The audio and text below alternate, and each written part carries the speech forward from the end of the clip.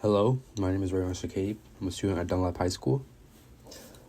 Today, the topic that I will be discussing is social media and the effects it has on society, whether it be positive, whether it be negative. So before I begin talking about that, I just want to have a brief introduction of why I chose the topic. So the reason I chose this topic was because as an Indian Muslim American who was born and raised in the United States, my perspective of whether social media is positive or negative for society is mainly shaped by my cultural identity and my experiences growing up in two distinct technological eras. So I started off in an era that was not as popular with social media, and as I grew up, I witnessed the rapid rise of social media and how it transformed communication and people's identity and society.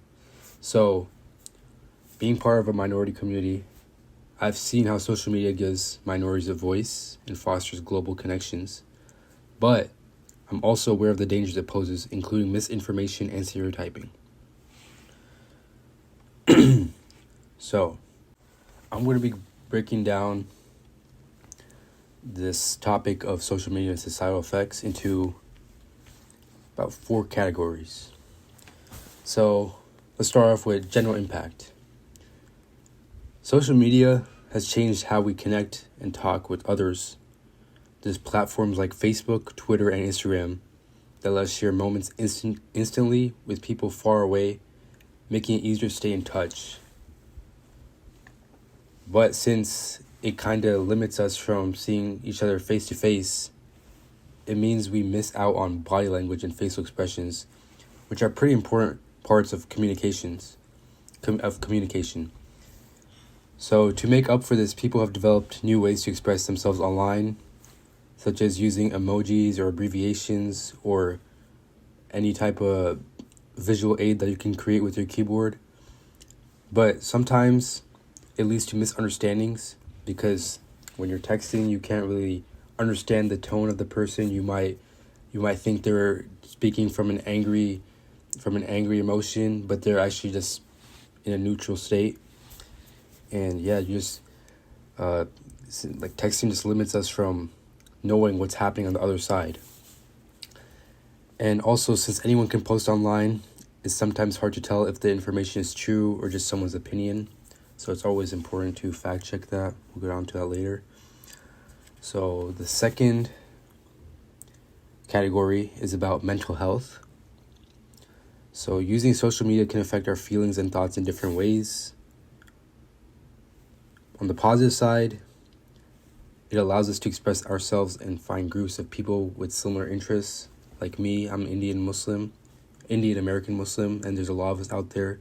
And I can find a lot of those same people on social media. I can connect with them in many different ways through social media. So that's one positive thing. And it makes us feel supported. It makes us not feel like a minority group. But spending too much time on these platforms, especially ones focused on images, has been linked to feeling sad, anxious, or unhappy with our bodies.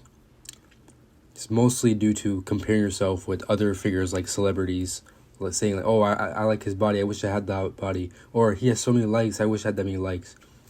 It doesn't even have to be celebrities, it could be someone from your school. So that's one of the negative aspects of social media regarding mental health. And yeah, seeing pictures of others' perfect, quote-unquote, perfect lives can make someone feel like they don't measure up. The next category is about news information. So nowadays, a lot of people, we don't even need to watch the news on TV or anything. We can just pick up our phone. Maybe the first notification we see is from the news app, or first thing on your Instagram feed or you use is something about the news. So now, with that spread of social media, many people get their news from social media itself. Even though it's quick and convenient, it also means that a lot of false information can spread easily because social media is not a valid source of finding information. There's always propaganda out there. There's always false rumors out there. In schools, there's, you could spread bullying and rumors around, and it leads to other sorts of bad things. So when people see fake news often, they might start to trust the media less.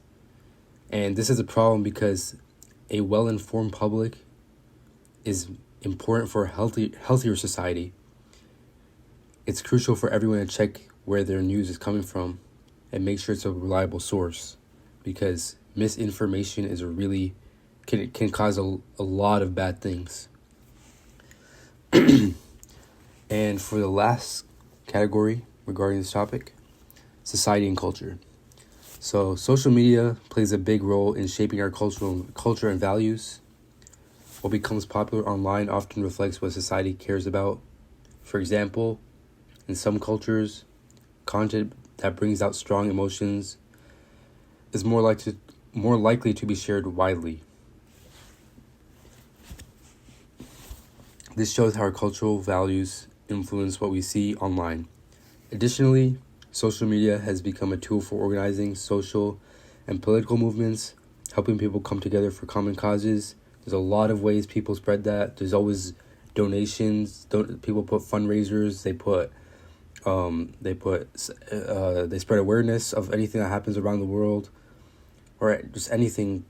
It's just a way to put things out there so that a vast majority of people can see it through just one simple area.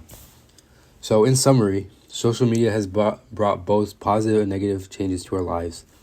It helps us stay connected and share information quickly, but also presents challenges like misunderstandings, mental health concerns, the spread of false information, and cultural shifts. So being aware of these issues can help us use social media in a healthier and more informed way. And of course, I will be asking someone of a higher authority, someone who's more knowledgeable, to validate my points and to ask him questions that I have regarding my topic. So I'll meet you guys there.